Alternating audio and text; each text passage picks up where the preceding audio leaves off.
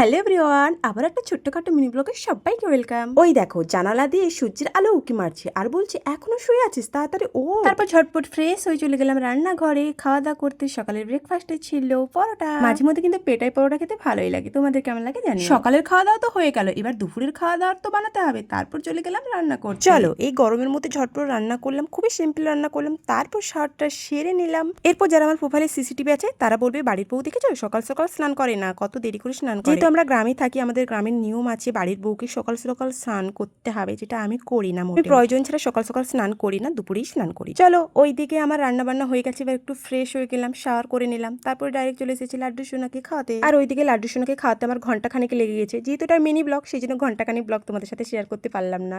আর আমার দুপুরে লাঞ্চ হয়ে গেল। কি কি লাঞ্চ করেছো অবশ্যই তোমরা দেখেছো। তারপরে দুপুরে একটু ঘুম সেরে নিলাম, ঘুম থেকে উঠে আমি একটু লিচু খেয়ে নিলাম আর লাড্ডুকে খাবার খাই। তারপর সন্ধ্যাবেলাতে একটু মোমো খেয়ে আমার মিনি ব্লগটা শেষ করলাম। Tata bye bye.